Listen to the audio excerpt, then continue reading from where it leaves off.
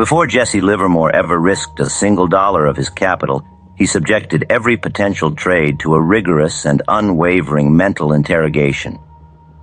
He asked himself a series of foundational questions, a checklist so powerful that it served as the ultimate filter, separating the high-probability fortune-making opportunities from the reckless, capital-destroying gambles. This process was the very heart of his genius. It was what elevated his operations from mere plunging to the level of a scientific campaign.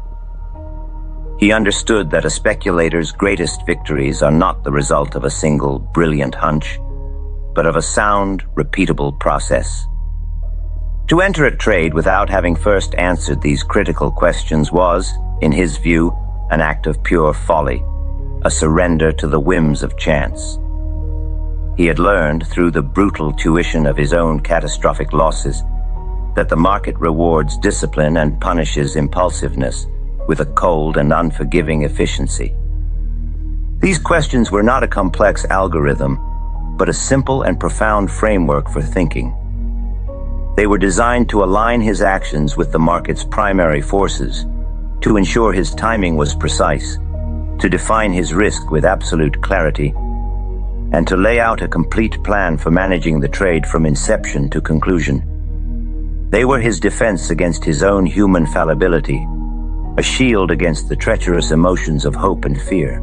They were the four pillars upon which his entire speculative empire was built, and they are as relevant and as powerful today as they were a century ago.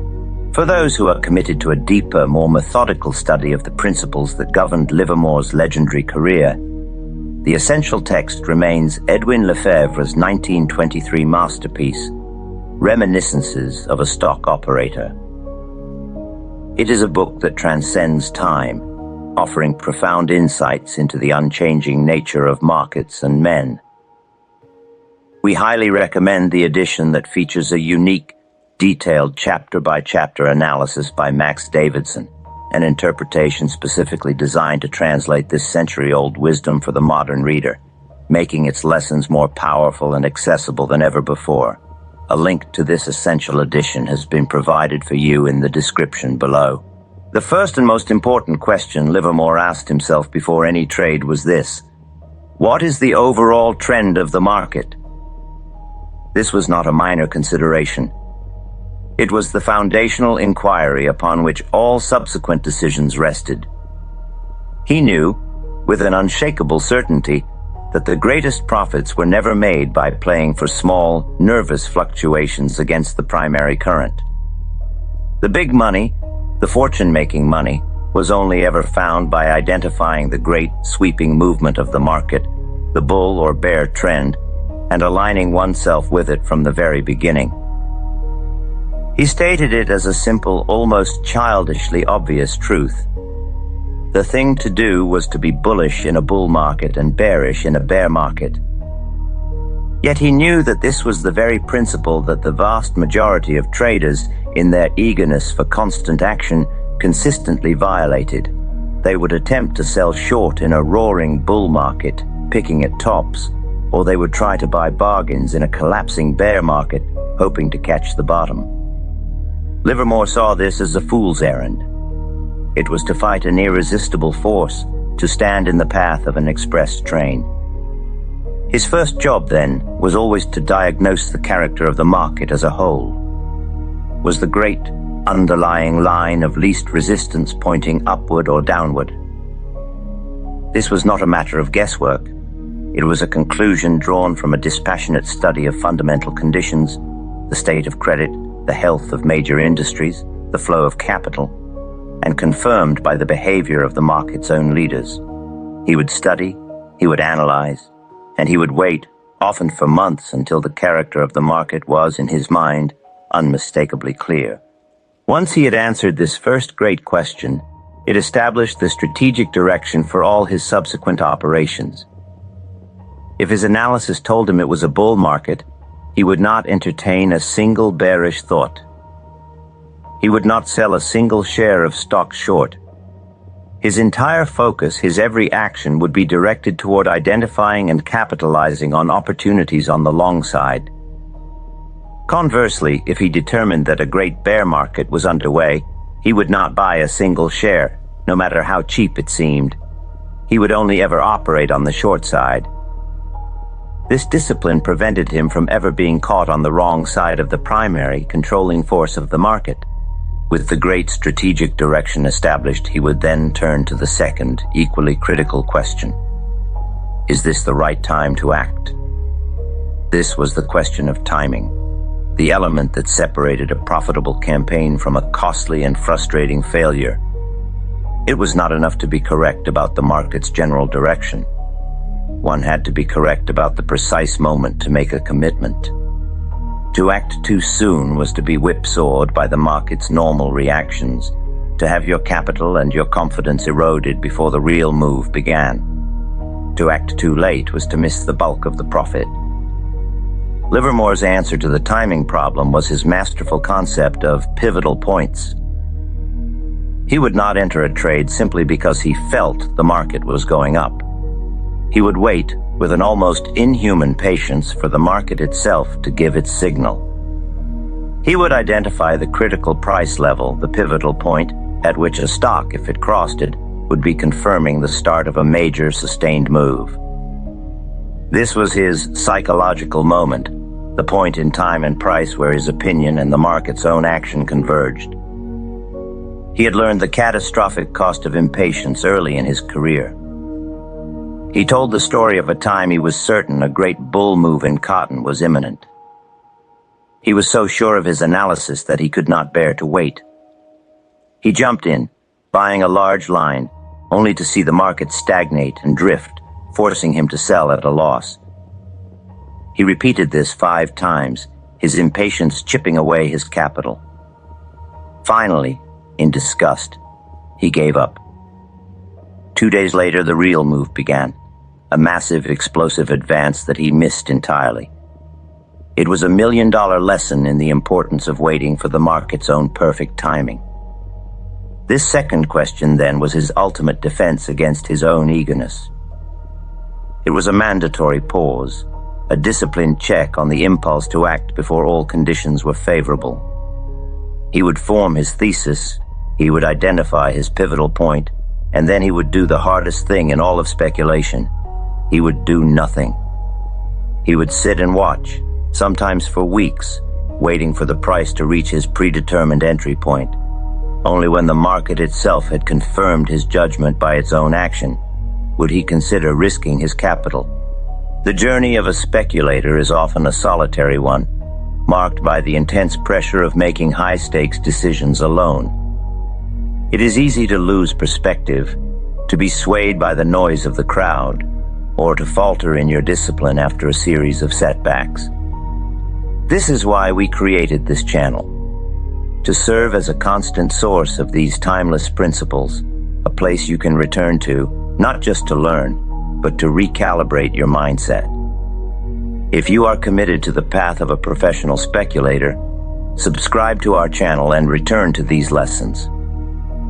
They are here to provide not just knowledge, but reinforcement and perspective when you need it most. Furthermore, we recognize that the wisdom of the markets is not confined to a single individual. The history of speculation is rich with masters who, while sharing Livermore's core respect for risk, developed their own unique styles. From the mechanical box theory of Nicholas Darvas, to the volume spread analysis of Richard Wyckoff, to the turtle trading system of Richard Dennis. From the deep value principles of Peter Lynch to the pioneering trend analysis of Charles Dow and the modern psychological insights of Ed Sikota, there is a pantheon of genius to study. To explore this rich history, we have launched a new channel dedicated to the diverse strategies of the world's greatest traders and investors. If you wish to broaden your understanding, the link to this new channel is in the description below. The answer to this second question was not a simple yes or no. It was a process of confirmation. It was not enough for a stock to simply touch its pivotal point. It had to cross it with conviction. It had to show by the character of its movement that the forces of accumulation had truly overwhelmed the forces of distribution. He would look for an increase in volume, for a decisive and sustained move away from the breakout level. He needed to see the market endorse his decision with its own powerful, registered action. Only when these first two great questions had been answered with a clear and resounding yes, when the great underlying trend was in his favor and the market's own timing signal had been given, would Livermore even begin to consider the practical mechanics of a trade. He had established the strategy. He had confirmed the timing.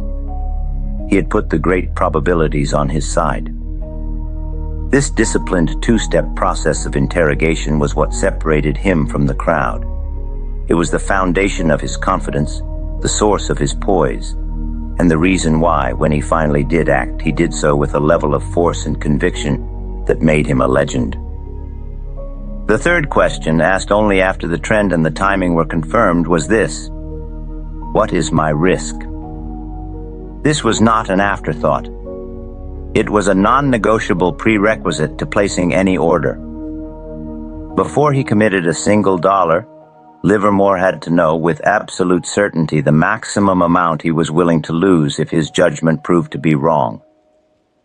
This was not a vague estimation, but a specific price point, a line in the sand beyond which he would not allow his losses to run. This was his stop-loss. He understood a principle that the amateur, in his hopeful optimism, perpetually ignores. You cannot control how much you will win, but you can always control how much you will lose. The market will ultimately determine the extent of a profitable move, but the speculator, and the speculator alone, determines the size of his loss. To enter a trade without first defining this point of surrender was, in his view, an act of gross professional negligence. It was to hand over the control of his financial destiny to the whims of chance. This question is the very heart of capital preservation. By defining his risk beforehand, Livermore was, in effect, purchasing an insurance policy against his own fallibility. He knew he would be wrong many times. It is the nature of the game. But he had structured his operations in such a way that his inevitable mistakes would only ever cost him a small, manageable, and predetermined amount. His losses were calculated business expenses, not catastrophic, unforeseen disasters. He stated, with the force of a man who had learned the alternative in the school of ruin, "A loss never bothers me after I take it. I forget it overnight. But being wrong, not taking the loss, that is what does the damage to the pocketbook and to the soul." By asking, "What is my risk?"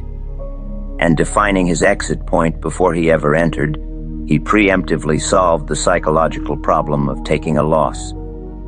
The decision was no longer an emotional one to be made in the heat of battle. It was a strategic one, made in a moment of calm, rational analysis. The amateur trader, in contrast, thinks only of the potential profit. He does not want to contemplate the possibility of a loss, and so he fails to plan for it. When the trade inevitably goes against him, he is caught unprepared, his mind a chaotic storm of hope, fear, and indecision. He does not have a plan for retreat, and so he is overrun, his capital annihilated by a force he refused to acknowledge. Livermore's third question was his mandatory, disciplined plan for an orderly and strategic retreat. Only when he had a clear, unwavering answer to the question of risk would he proceed to the fourth and final question. How will I manage the trade? This was his campaign plan, a complete blueprint for his actions after the initial entry. A professional speculator does not simply enter a trade and hope for the best. He has a clear and logical plan for every contingency, a strategy for maximizing his success, and for recognizing the moment that success has run its course.